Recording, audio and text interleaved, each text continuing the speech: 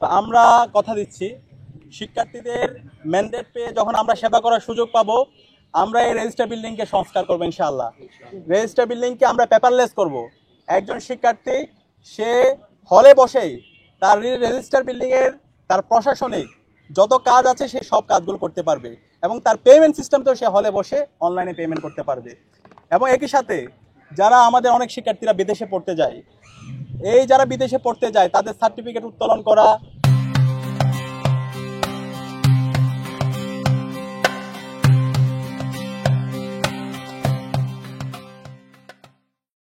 বাইরের ইউনিভার্সিটিতে মেল করা, এই কেন্দ্রিক তাদের হ্যারাসমেন্টের মধ্যে যেতে হয়। তো আমাদের প্রস্তাবনা হচ্ছে আমরা যারা বিদেশে পড়তে যাবে এই সমস্ত শিক্ষার্থীদের জন্য আমরা উচ্চশিক্ষা বিষয়কে সেল করব এবং সেই সেলটা ফাংশনাল থাকবে।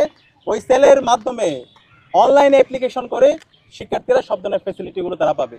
এবং একই সাথে এই রেজিস্টার বিল্ডিংয়ে যদি আমরা দেখি, রেজিস্টার বিল্ডিংয়ে তৃতীয় শ্রেণী এবং চতুর্থ শ্রেণীর কর্মকর্তাদের জন্য বড় বড় বিল্ডিং হয়, তাদের অনেক সুযোগ সুবিধা দেওয়া হয়, তাদের অনেক রাজনীতি আছে এখানে, কিন্তু তাদেরকে বিশ্ববিদ্যালয় যেভাবে প্রায়োরিটি দেয় আমাদের শিক্ষার্থীদের, আমাদের ছাত্রদের যে আবাসন সংকট সেটা নিয়ে কোনো মাথা ব্যথা নেই। এবং বেশিরভাগ এখানকার স্টাফরা তাদের কোনো ধরনের কাজহীন ছাড়া তারা রাজনীতি নিয়ে ব্যস্ত আছে। তো সে জায়গা থেকে আমরা যখন এই রেজিস্টার বিল্ডিংকে ডিজিটালাইজেশন করব, একই সাথে আমাদের শিক্ষার্থী যারা আছে, আমাদের ছাত্রছাত্রী ভাই বোনরা যারা আছে, তারা এখানে পার্ট টাইম চাকরির সুযোগ পাবে এবং এই পার্ট টাইম জবের মাধ্যমে তার এক্সপিরিয়েন্স গ্যাদার হবে।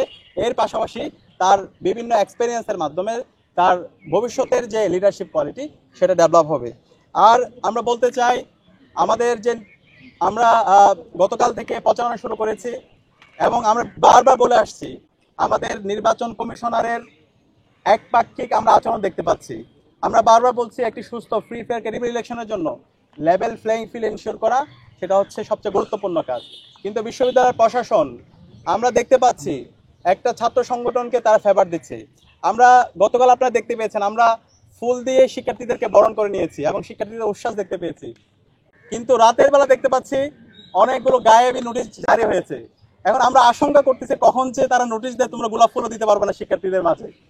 বারবার আমরা যখনই করি, আমরা যখন গতকালকে পেস্টনগুলো দিয়েছিলাম, এর আগের দিন কিন্তু নির্বাচন কমিশনের সাথে কথা বলেছিলাম এবং আচরণবিধির কোনো জায়গায় এটা উল্লেখ নাই যে এটা আমরা করতে পারবো না। নির্বাচন কমিশনার বলেছিল আপনারা সব কাজ পারবেন, আপনারা পেস্টন লাগাতে পারবেন, এবং যে শর্তগুলো দিয়েছিল সেই শর্তের আলোকে আমরা প্রত্যেকটা জায়গায় আমাদের পেস্টনগুলো দিয়েছিলাম। কিন্তু রাতের বেলা গায়েবী নোটিশ চলে আসছে। নোটিশ আসার পরে বলছে হচ্ছে এগুলো সব তুলে ফেলতে হবে। তো এই যে সিদ্ধান্তগুলো আসছে এবং ওভারঅল সামগ্রিক সিদ্ধান্ত, নির্বাচনের যতগুলো সিদ্ধান্ত হয়েছে এই সিদ্ধান্তগুলো আমাদের কারোর সাথে আলাপ করা হচ্ছে না এবং এই সকল সিদ্ধান্ত একটা ছাত্র সংগঠনের পক্ষে যাচ্ছে। এবং আমরা বারবার বলছি বিশ্ববিদ্যালয়ে যারা নির্বাচন কমিশনে আছেন তারা আমাদের শ্রদ্ধাভাজন শিক্ষক, আমরা তাদেরকে শিক্ষক হিসাবে দেখতে চাই, কিন্তু তাদের যে রাজনৈতিক আদর্শ সে আদর্শটাকে যদি তারা তাদের একটা ছাত্র সংগঠনকে ফেভার করতে যায় তাহলে তারা শিক্ষার্থীদের বিপক্ষে অবস্থান নেবে। আমরা চাই না ছাত্র বা সে শিক্ষক এই ধরনের কোনো একটা অবস্থান তৈরি হোক, বরং আমরা এই ঢাকা বিশ্ববিদ্যালয়ের ছাত্র সংসদ নির্বাচনের মাধ্যমে বাংলাদেশে আমরা গণতন্ত্রের একটা নজির স্থাপন করতে চাই। আমাদের বাংলাদেশে দীর্ঘদিন ধরে যে আমরা ভোটাধিকার ছিল না, আমাদের এখানে যে হচ্ছে গণতন্ত্র ভেঙে চুরমার হয়ে গেছে, প্রতিষ্ঠানগুলো যে ভেঙে চুরমার হয়ে গেছে, সেই প্রতিষ্ঠানগুলোকে নতুনভাবে রিফর্ম করা এবং একটি ফ্রি ফেয়ার ক্রেডিবল ইলেকশনের একটা চমৎকার এক্সাম্পল আমরা এই ডাকসু নির্বাচনের মাধ্যমে দিতে চাই। তো সেই কারণে আমি অনুরোধ করবো নির্বাচন কমিশনার যারা আছেন আপনারা উপর থেকে যা নাজিল হচ্ছে, আপনাদের উপর গায়েবী যা আসতেছে সেগুলো থেকে বেরিয়ে আসেন। শিক্ষার্থীরা যা চাচ্ছে, শিক্ষার্থীদের যে আকাঙ্ক্ষা, তাদের যে প্রত্যাশা, সে আলোকে আপনারা সকল অংশীজনদের জন্য লেভেল প্লেইং ফিল্ড এনশিওর করুন। এবং এর পাশাপাশি গতকাল দেখতে পেয়েছেন আমাদের নারী প্রার্থীর উপরে কিভাবে হ্যারাস করা হয়েছে, তার ছবিকে বিকৃত করা হয়েছে এবং এটার সাথে যারা জড়িত ছিল আমরা অ্যাপ্লিকেশন করেছি, কিন্তু এখন পর্যন্ত বিশ্ববিদ্যালয় প্রশাসন কোনো ধরনের ব্যবস্থা নেয়নি।